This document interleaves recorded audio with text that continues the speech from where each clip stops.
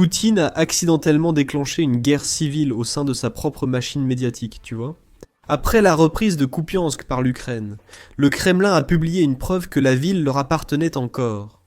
Ils ont affirmé que les forces russes étaient simplement en train de nettoyer de petits groupes de résistance ukrainienne. Eh bien, les soldats sur le terrain ne sont pas d'accord avec ce rapport, et ils sont tellement en désaccord qu'ils révèlent maintenant la terrible vérité aux blogueurs de guerre russes. Il s'avère que l'unité russe ne nettoie rien du tout. En fait, ils sont complètement encerclés, et il paraît qu'ils se sont eux-mêmes encerclés de mines comme dernier recours. Les propagandistes russes lancent désormais une menace publique au Kremlin. Si ces soldats meurent, ils publieront des preuves vidéo montrant comment ils ont été trahis. Le mensonge est officiellement devenu incontrôlable et Poutine perd la tête, alors voyons comment Poutine a été démasqué. Après la guerre russe, des blogueurs disaient que la Russie avait perdu Kupiansk à Noël. Le Kremlin a publié des preuves pour leur donner tort. Ils ont publié la vidéo en disant « Regardez, nos soldats sont toujours là. Regardez la vidéo, puis je vous montrerai les problèmes. » Indicatif Ourine, commandant de la première compagnie de l'unité 1427. Je suis à Kupiansk, rue Pervogomaya, où je travaille avec mon unité. Nous tenons bon et tiendrons nos positions dans la ville. Nous continuons à éliminer de petits groupes ennemis cachés dans leurs trous. Je commande un groupe d'assaut du 1486e régiment de fusiliers motorisés, indicatif Colosse. Mon unité réussit ses missions à l'usine de conserve de lait de Kupiansk. Comme vous pouvez le voir, il n'y a pas de forces armées ukrainiennes ici. Il ne peut pas y en avoir et il n'y en aura jamais. Je suis le commandant de la compagnie 1855, mon indicatif est Granit. À ce stade, je suis dans la ville de Kupiansk, au centre, mes gars accomplissent leur mission avec succès. La victoire est à nous, l'ennemi vaincu. Je commande la deuxième compagnie de 1843, indicatif Typhon. Nous sommes à Kupiansk, nous nettoyons les bâtiments et les sous-sols des groupes ennemis. L'ennemi? Maintenant, il y a une raison pour laquelle ces soldats étaient tous assis dans une pièce, car il n'y avait aucun repère pour confirmer si ces soldats se trouvent réellement à Kupiansk. Mais ne vous inquiétez pas si vous avez besoin de plus de preuves. Nous avons le ministère russe de la Défense, qui a publié un communiqué avec la vidéo. Ils ont déclaré que Kupiansk est sous contrôle russe. Les forces russes détruisent de petites unités ukrainiennes et nettoient bâtiments et sous-sols des groupes ennemis dispersés. Cela paraît crédible, non ? Zelensky est allé en centre-ville et a filmé une vidéo devant le panneau. Les Russes se filment dans des bâtiments sans qu'on puisse savoir où ils sont. Comme vous pouvez l'imaginer, de nombreux médias russes ont commencé à célébrer après ce reportage. Mais tout le monde en Russie ne croyait pas le Kremlin. En fait, il y avait beaucoup de blogueurs de guerre russes, des personnes qui ont un contrôle direct, ou des contacts directs avec les soldats en première ligne. Ces personnes déclarent publiquement que le Kremlin et le ministère russe de la Défense mentent et affirment qu'on ment à Vladimir Poutine. Maintenant, il semble qu'il y ait une sorte de guerre civile en cours à l'intérieur de la Russie, et ces blogueurs de guerre ripostent avec leurs propres preuves. Voyez ce rapport. Ceux qui recevaient des biscuits aux goûters officiels à Minsk ordonnaient de travailler sur des biscuits anti-crise à Kupiansk. Cela signifie que de nombreux animateurs télé russes travaillent pour le Kremlin. Certains accusent les blogueurs d'être responsables des échecs à Kupiansk.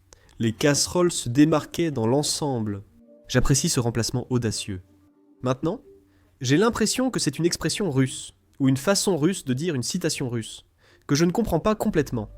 Mais je vais expliquer le reste. Tout le monde se souvient maintenant de Kuzalov, le général qui a reçu une étoile pour un faux rapport sur la prise de Kupiansk. Mais le gars retourne la situation comme si on parlait d'un fournisseur de guerre qui travaillait sur le terrain. C'est malin, maintenant. Le général Kuzalov a annoncé à Poutine à la télévision nationale en octobre que Kupiansk était sous contrôle russe. Puis il s'est avéré que ce n'était pas le cas. On a vu Zelensky se rendre dans la ville et tout ça, et il y a des rapports selon lesquels ce général serait peut-être mort à Moscou. Nous ignorons si c'est vrai, faute de confirmation officielle, seules des rumeurs circulent. Il y a de fortes chances que ce ne soit pas vrai, parce que vous savez, si c'était le cas, on aurait de toute façon une confirmation officielle. Poursuivons. Et parlons des récompenses pour ceux sur le terrain qui assurent notre progression. Ils les reçoivent bien moins souvent, certains jamais. Un auteur connaît plusieurs exemples de ce type, ainsi que ceux qui présentent de faux rapports. Beaucoup de responsables du personnel se donnent déjà des titres masculins. D'ailleurs, sur le front, beaucoup pensent que cette approche dévalorise simplement la récompense. Nous en avons déjà parlé dans des vidéos précédentes, car de nombreux analystes russes le dénoncent. Le système russe est en quelque sorte construit à l'envers, ou si vous mentez sur ce qui se passe sur la ligne de front. Si vous faites simplement des rapports optimistes, vous recevez des récompenses, vous êtes promu.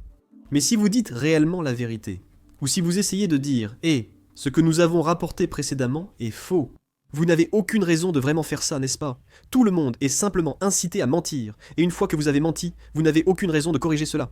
Parce qu'en Russie, je ne sais pas si vous le savez, la gravité c'était quelque chose de très dangereux, donc les gens n'ont aucune raison de corriger leurs mensonges.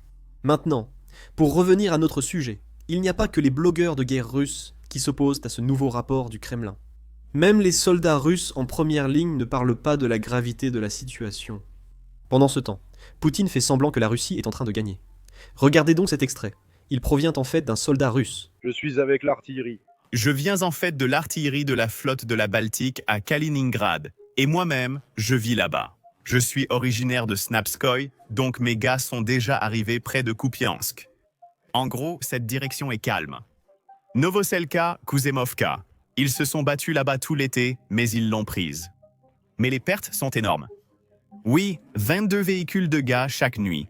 Des fusiliers motorisés, tu te rends compte. Et le matin, ils sont tous morts. 220 personnes sont entrées, seuls 40 ont survécu. Oui, tu te rends compte?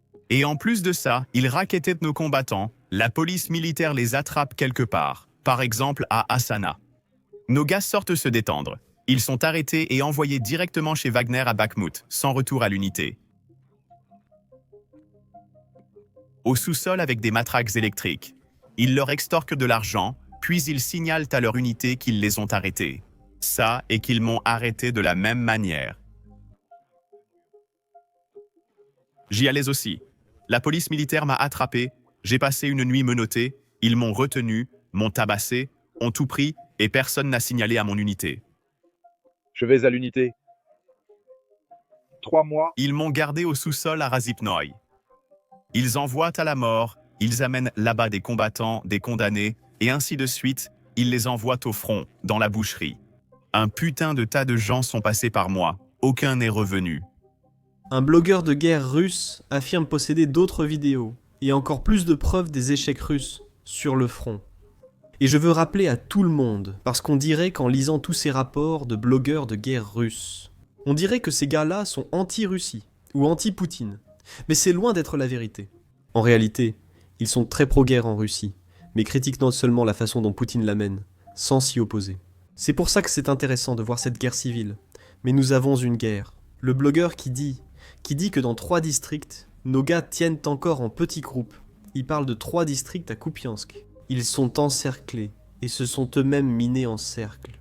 L'auteur possède des enregistrements audio et vidéo de la situation réelle, venant d'eux, et dans le cas de leur mort, tout sera publié. Dans un autre message, le même blogueur de guerre poursuit en clarifiant tout ce qui s'est passé dans la ville. Que se passe-t-il à Kupiansk? C'est une conséquence du rapport qui ne reflète pas la réalité. Kupiansk n'a jamais été sous notre contrôle, c'est-à-dire sous contrôle russe. Nous avions quelques forces dispersées, 2 ou 3 combattants parmi l'ennemi. Même maintenant, plusieurs groupes de 2 ou 3 personnes restent là-bas, déjà totalement encerclés. Le problème vient du système. Un commandant qui refuse de vanter les mérites est écarté jusqu'à l'arrivée de nouveaux avec d'autres approches. Au sommet de la pyramide militaire, rien ne changera. Seul le commandant suprême en chef, qui est systématiquement informé des mérites, peut changer la structure de la pyramide militaire. Le commandant en chef actuel, c'est Poutine. Mais j'ignore s'il veut vraiment modifier la hiérarchie militaire russe, parce qu'il continue de faire comme si tout allait bien. Et encore une fois, cela pourrait être parce qu'il n'est pas informé de ce qui se passe réellement sur les lignes de front. Il ignore les échecs, car il n'a sans doute pas de téléphone, et ne reçoit pas d'informations en ligne. Les agents du service fédéral de sécurité et ses amis lui disent cela, il pourrait donc lui mentir. En même temps, il semble se laisser emporter par ses illusions. Lors d'une nouvelle conférence de presse, il avertit l'Ukraine. Si les Ukrainiens ne se rendent pas, il prendra le contrôle du Donbass, militairement. Pendant ce temps, les villes qu'il pense que l'armée russe contrôle réellement, ils en sont repoussés. Mais regardez ce reportage. Mais aujourd'hui, à en juger par vos rapports, à en juger par le rythme, nous observons sur la ligne de contact. Notre intérêt à retirer les formations militaires ukrainiennes des territoires qu'elles occupent encore est effectivement réduit à 0. Les territoires sont en fait pour diverses raisons totalement différentes. Et si les autorités de Kiev ne souhaitent pas régler la question pacifiquement, nous accomplirons toutes les tâches qui nous incombent dans le cadre de l'opération militaire spéciale par des moyens militaires, par la force. L'un des problèmes avec la réalisation de vidéos comme celle-ci, où nous montrons beaucoup de frappes de drones, même si aucun humain ou soldat russe n'est blessé dans la vidéo. YouTube démonétise ou restreint généralement nos vidéos. En fait, la semaine dernière, nous avons eu 4 vidéos de guerre qui ont été démonétisées, selon YouTube.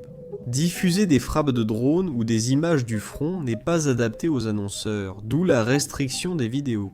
Mais c'est la réalité de la guerre moderne. Et c'est la guerre que les Ukrainiens mènent et essaient de survivre. Nous pensons qu'il est important de tout couvrir, c'est pourquoi nous avons lancé Basics Insider. Construite de zéro, nous n'avons aucune restriction. Nous n'avons pas besoin de flouter nos frappes de drones, nous n'avons pas besoin de flouter les images du front, et nous n'avons pas besoin de flouter les bases aériennes russes en train d'être détruites. En plus de cela, nous ne diffusons aucune publicité sur le site. De cette façon, nous n'avons pas à nous censurer simplement parce que les annonceurs ne sont pas satisfaits de ce que nous couvrons. Nous finançons le site grâce à votre soutien, pas par la publicité. Si ce type de contenu vous intéresse, et que vous souhaitez regarder nos vidéos sans censure, et obtenir du contenu bonus que nous ne pouvons tout simplement pas mettre en ligne ici sur YouTube, alors rejoignez-nous sans hésiter sur basicsinsider.com. Cliquez sur le lien en description ou scannez le QR code à l'écran. En nous rejoignant, vous pourrez regarder tout le contenu que nous avons déjà mis en ligne, ainsi que toutes les vidéos que nous mettrons en ligne à l'avenir. En plus de cela, vous soutiendrez notre couverture et notre chaîne, alors merci beaucoup. Je m'appelle Sam, et je vous retrouve dans la prochaine vidéo.